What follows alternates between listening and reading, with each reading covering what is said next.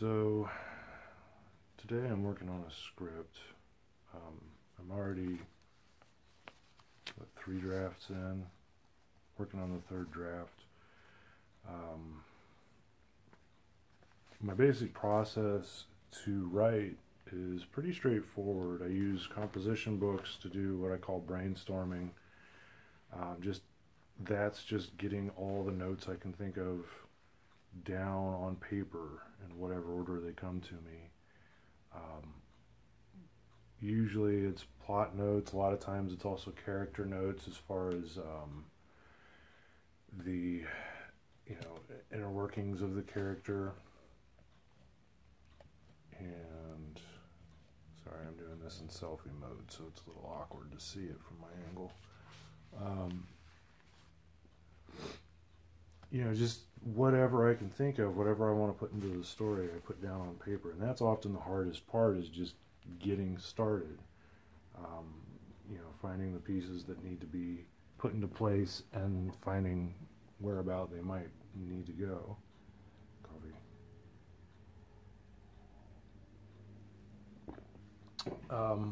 Once I got a list of notes put together well enough to really get a good idea of what I want to do with the characters and the story, then I move to the second step, which is what I call outlining. This is a little different than you might know from like drafting courses or whatever, because it's specifically for comics. The way I work is I take a piece of lined paper like this. It's very simple. If you can see that. My handwriting's garbage, but it's just for me. So, and I literally write down. I make 2 columns, and I start on the right side of the right column. I'm dyslexic. It takes me a minute. Give me a minute. And so it's 1, 2, 3, 4, 5, 6, 7, etc. All the way, in this case, to page 56, because that's how far the story's going to go. And the reason I do it in that order is because that's the page layout within the book itself. So the first page you see is page 1. It's by itself. You get 2 and 3 together, 4 and 5 together, etc., and so on. That way I can group these in a visual way that I can see.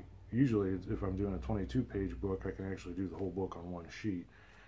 But I can see where plot points fall on each given page. So each page turn, I can plan what the reader sees when they're opening and looking at the book. I know that I have plot point X starting on this page in this column, or in this this panel if this was a book, if this was a comic, and then have this middle section, and the end of this page I can put something kind of strategic with the plot.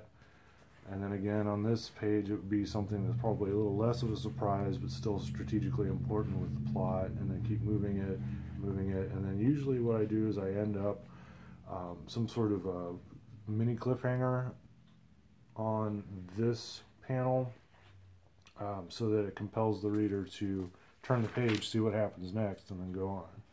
So that's my basic strategy, and I didn't create that. I've learned that from various people, including Neil Gaiman.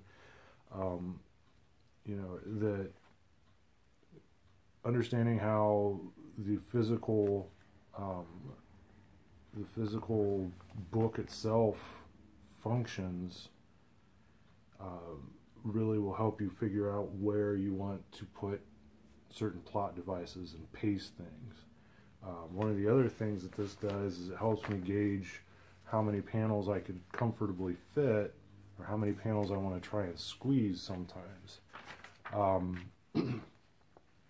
If I understand it's like music. I think of it a lot like music. If I understand my basic beat that I want, and the rhythm and flow, if I was writing a song, I wanted it to be a fast song, I know that I can only play so many notes per measure. If I'm going super fast, it's going to really intensify the rhythm of it. So the same thought process goes into the pacing on the book. The one big difference between writing prose and writing comics is that comics is very space oriented. meaning you literally only have so much space to work within on a given page. So the more panels you try to wedge into a page, the more complicated that whole composition gets. And sometimes you can do it well and it works to intensify the story or slow it down or make the reader, if depending on how you do it, you can pace it so that you have multiple cameras or multiple shots looking at the same subject and really kind of focus on that subject in various ways. But the other side of that is that you can also bog down the story and bring it to a screeching halt, or make it so complicated in composition that you either don't have room for your balloons, or you just turn the page into a pile of mush, turns into just a big gray ink blob. So that's all, things that I keep in the back of my mind while I'm trying to balance this stuff out. At this stage especially, that helps. If I know, like, see, I've already started because I'm in third draft, I already started with the end of it, and I know that from the drafts that I've already done, that page 50 is where the final confrontation for the climax comes in, and that works pretty comfortably. And I've got 2 double page spreads at 52 and 53, and then 54 and 55 again. And I understood that those being the big beats at the end, a double page spread will help that, because it'll give me the physical real estate to draw out bigger panels and help the reader linger on those moments a little bit, as well as giving me the physical space to put in enough detail and things and interest. Lines and colors and stuff create visual interest in those images in a way that the slower, quieter dialogue pages just don't have. So it's kind of a balance of, I understand that these pages are going to be the big action pages, and then just before that, on pages, 48 and 49, I have this quieter dialogue scene that has a little funny joke in it. And actually, I think I have to let my wife read. No, I don't let my wife read. I asked my wife to read these before, just to get a second set of eyeballs on it, and she's read my books enough to understand what I'm aiming at. And one of the things she said is that the joke that I had written in didn't work for the character, or more for the situation that the characters were in. So, I'm reconsidering that joke, but I feel like that moment still needs to have a funny beat in it, just to kind of bring a little levity to the tension. That there's a lot of tension going on, and just prior to that, there was a conflict resolution scene between the 2 protagonist characters that had been building up for the whole story. And so I need to plan those types of beats of like, okay, well, this is the moment when the 2 characters finally reconnect, and my protagonist can finally confront him and be like, you fucked me over, and take it out on him for a minute. And then she finally gets her, comeuppance shortly after, just in that same scene. So there's a lot of, from pages 40 to pages 56, there's a lot of tying things back together and taking all the elements that I put into play from the first 39 pages of the story and bringing them all together. So this is actually usually the step that I do after the brainstorming, so it's usually step 2, but in this instance I skipped it when I did the first draft of this story, and I'm kind of regretting that for 2 reasons. One, because this is the first time I've tackled such a long single issue of 50, I was aiming for like 60 odd pages. my printer can do a maximum of 60 pages, including the covers, so that makes it 56 pages in a staple bound book. So that was why I picked that. And the other reason I chose to do this size of a book was because I wanted to try something different with pacing and be a little more cinematic about it, letting scenes kind of progress a little bit more, trying not to fit so many panels per page. Usually with the Remedy especially, I tried to keep pages or scenes to about 3 pages at maximum, and that creates some punchy scenes because you really have to boil it down to the very basic elements of the scene. But on occasion, that in the script it worked, but on occasion it boxed me into a corner drawing pages because I couldn't establish everything that I needed in the scene as well as I would have liked. Sometimes you have to fill the pages with basic information just to tell a story. So panel 1's like an exterior establishing shot of the place that you're at. Panel 2's an interior establishing shot of where you're at inside the building, so that the reader knows, okay, it's this building, it's in this room, these are the people in it, and usually that's you can establish that in that interior establishing shot. And then usually from that point you either zoom in on one particular character and have them talk, or you might have 2 or 3 in a close-up shot just to show their faces a little better, especially if you haven't established who those characters are earlier in the story. Like if you're in scene 4 or 5, you can kind of wiggle with that a little bit better. But if you're in the first scene of the story, you got to tell where you're at, when it is, who's doing the talking, who's not doing the talking in some cases. If there are any pertinent props or pertinent background information, you got to put that in. And usually that's all within the first 3, 4, occasionally 5 panels, depending on how the scene plays out. And for me, that, I usually go up to 7 panels pretty comfortably. But 7 panels, that's to establish that information, that's wedging a lot of shit into one page. So 4 panels, 4 to 7 is kind of my happy space for most pages. I do a lot of double page spreads that have like a tier across the center or a tier across the top and then additional panels somewhere, because of those types of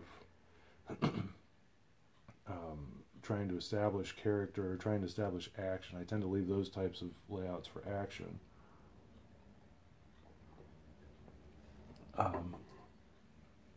Because trying to use that type of thing in the early pages, really, it doesn't allow me to do those necessary establishing shots. And I've seen books and I've heard of creators saying, okay, well, you don't have to do an exterior establishing shot. And I do agree that it is semi-optional, but I feel like it can be used in a couple of different ways. If you're coming in, like if it's in scene 2, for example, an exterior establishing shot, first and foremost, establishes that you're in a different location from scene 1. So that's important. It also gives you a beat to kind of reset the audience. Whatever happens in scene 1, they're feeling that, and then they're going into scene 2, and that extra little establishing shot, exterior or interior, allows them to say, okay, breathe for a second. I'm going into something else now. And if you do it right, that second scene is going to establish some other emotional situation for the readers. So they oftentimes need that. Just understanding that it's a reset. You don't want to give them too much time. You don't want to do a whole double page spread establishing shot at that point, because that's just too much. Just a little panel will get you. It's kind of like spices, but that's the trick, is to understand that you have these kinds of tools of establishing shots and close-up shots, and all the different 7 or 8 types of shots that we have available to us, understanding when we can use those to the maximum efficacy. And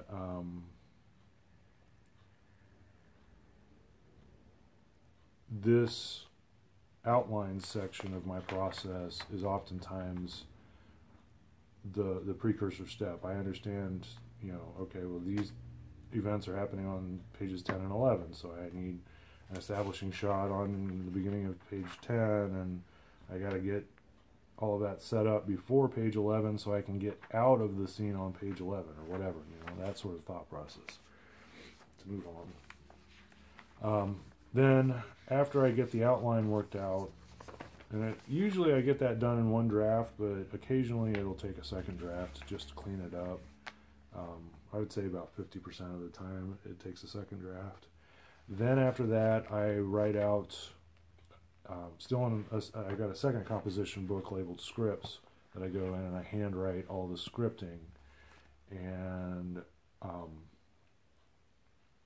you know, doing it by hand, I find allows me to first of all not worry about whether the computer's going to crash or any of that stupid shit, which has happened. My main computer blue screened on me last summer and just destroyed everything I had, so that's been fun.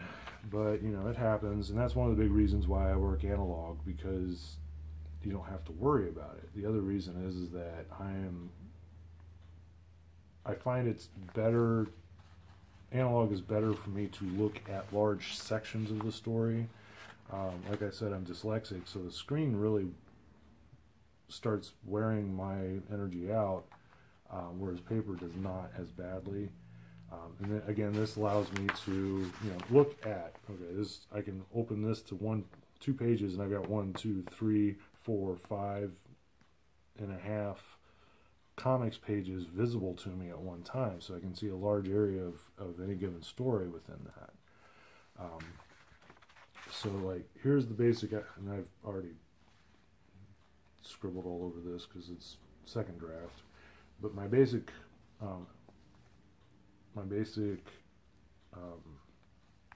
format, that's the word I'm struggling for.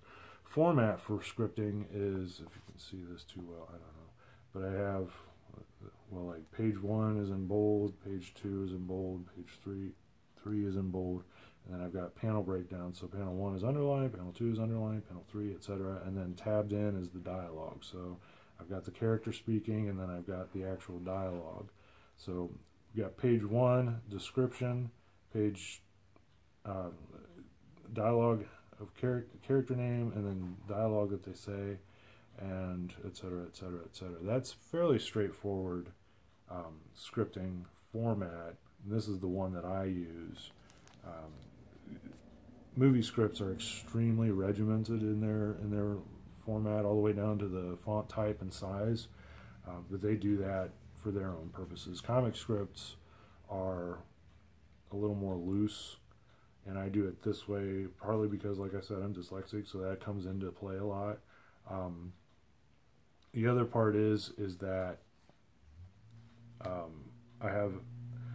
don't have so much trouble seeing small font, and smaller font allows me to, one, save ink, 2, to put a lot of information on one page. Like you see, I don't actually have anything spaced out, but like I don't have it double spaced or anything, but it's the way it's formatted, it tabs over enough that things don't feel, it's pretty easy to identify what's a new page and then what's a new panel, just because of the way the dialogue is tabbed in and the sound effects and so on. So, you know, that's the basic way that I format my scripts, and that's it.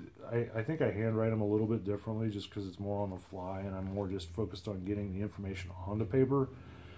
So the first draft is a little bit different, but then I go and I type that first draft up, and I print that out and review it and because, like I said, it's easier for me to read it on paper, and easier for me to see all the information on paper, and I do all my edits on the paper, and then I do the edits in the computer and print that out again. And so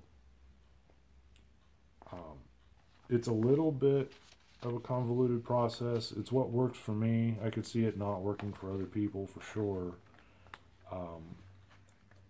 But it helps me to